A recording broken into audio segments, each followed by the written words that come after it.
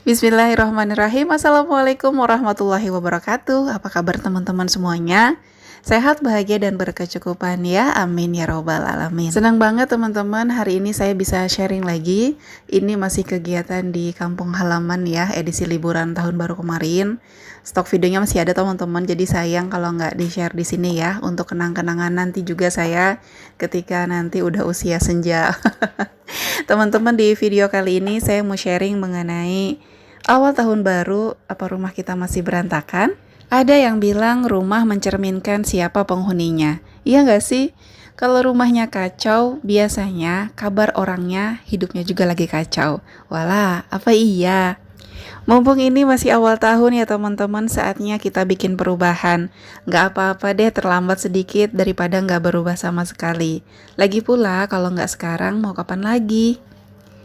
Jangan kita biarkan rumah yang penuh barang dan berantakan jadi penyebab hidup kita terasa berat secara terus-menerus.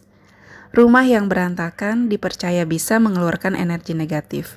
Jadinya kita malah tambah males berbenah. Rumah yang berantakan dan kotor juga jadi kelihatan lebih horor. Iya nggak sih? Emang kalau rumah berantakan kenapa, Bun? Apa dampaknya buat kita sama anak-anak? Barang yang numpuk di mana-mana, yang bersih yang kotor jadi satu, sampah nggak dibuang-buang sebelum tumpah-tumpah, bikin mata pedes, hati sesek, bawaannya emosi aja. Nyari apa-apa susah karena semuanya serba numpuk.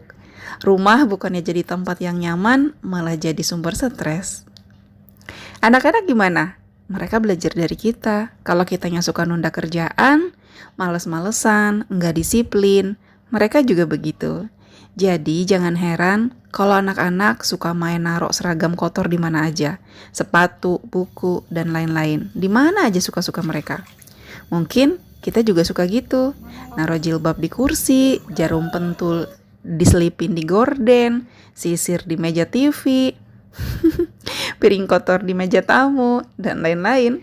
Nah sekarang kalau diberesin secepatnya, efeknya apa, Bun?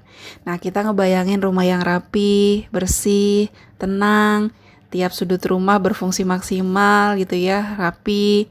Energi positifnya itu ngalir, hati jadi tenang, jadi seneng, nggak gampang tersulut emosi. Anak-anak juga tenang, mau belajar disiplin, mau belajar tanggung jawab, menghargai apa yang mereka punya. Gimana? Keren kan? Kita harus membiasakan mengajak anak-anak belajar berbenah di rumah. Tentu aja disesuaikan dengan usia anak masing-masing ya. Kasih pengertian ke anak bahwa ketika mereka dikasih tanggung jawab untuk mengerjakan pekerjaan ini tuh bukan karena kita nggak sayang. Misalnya anak bilang, mama nih nggak asik, nyuruh-nyuruh mulu. Mama gak sayang nih sama aku nih gitu ya. Nah, tugas kita di sini kasih pengertian yang sesimpel mungkin gitu loh. Supaya anak-anak juga nggak usah pusing-pusing nangkep apa sih tujuan kita tuh nyuruh mereka tanggung jawab. Misalnya kita bilangnya gini, Kak, mama minta kamu belajar berbenah supaya kamu pinter. Mama kan gak selalu sehat nak, qadarullah misalnya kalau nanti mama sakit, kan kakak bisa tolongin mama, kakak bisa merawat adik, ngerawat rumah, semuanya bisa tetap berjalan baik, kakak bisa cuci baju sendiri, bisa nyetrika seragam sendiri, bisa bikin telur, dan lain-lain. Enak tahu kak kalau kita bisa ngerjain semuanya sendiri, gak perlu ngandelin orang lain. Saat anak-anak kecil mungkin melakukannya itu dengan terpaksa. Diminta taruh baju kotor di keranjang aja, mungkin sambil cemberut. Diminta cuci piring sendiri, bekas makannya dia aja padahal mungkin ngedumel. Tapi suatu hari anak-anak akan mengakui bahwa ajaran kita ini udah tepat. Ilmu yang kita kasih, yang selama ini anak nerimanya dengan setengah penolakan, bahkan mungkin sedikit rasa sebel, suatu hari akan mereka akui. Untung dulu mama maksa aku buat ngerjain ini. Jadinya sekarang aku bisa ngejalanin hidup normal. Nggak kesulitan kalau cuma nyetrika doang.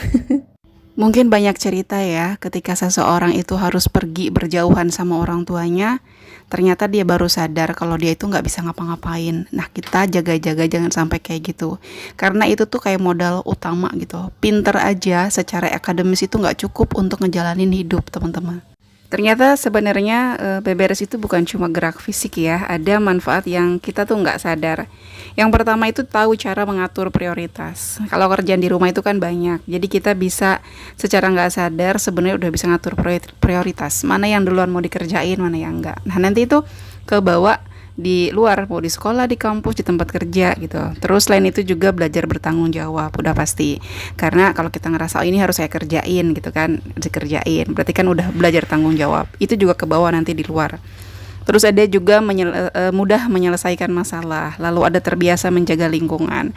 Kalau di rumahnya apa-apa semua serba ibunya, nanti ketika dia bergaul di luar gitu ya dengan teman-temannya atau dengan teman kerjanya, dia juga akan mengandalkan orang lain dan dia mungkin bahkan nggak peduli sama kebersihan tempatnya sendiri, entah itu meja kerjanya dia atau meja untuk belajarnya dia gitu. Selain itu juga ada mampu bertahan hidup. Nah ini teman-teman yang saya bilang bahwa pinter aja tuh nggak cukup buat anak-anak. Kita juga pasti ngerasain ya, banyak orang-orang yang sebenarnya secara akademis pinter banget, tapi ternyata begitu terjun ke lingkungan, oh kok dia jadi B aja gitu ya. Kita ajarkan anak kita minimal untuk kebutuhan dirinya sendiri, kayak misalnya cuci baju, setrika seragamnya sendiri, bikin masakan untuk makannya sendiri. Ini pasti one day akan kepake suatu saat ketika ada momen-momen yang memang mengharuskan dia untuk melakukan itu gitu. Tahun baru, nggak apa-apa sih masih dengan rumah yang lama, perabotan yang lama, semua yang lama. Tapi kalau ditata ulang, disortir lagi, rasanya pasti seperti baru. Ada yang beda gitu ya.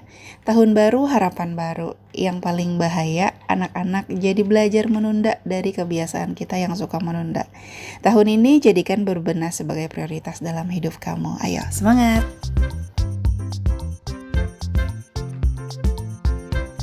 Sampai di sini dulu obrolan kita kali ini, semoga bermanfaat ya. Makasih banyak udah nonton sampai selesai, dan yang belum subscribe silahkan di subscribe dulu karena subscribe itu gratis. Saya pamit undur diri ya. Wassalamualaikum warahmatullahi wabarakatuh.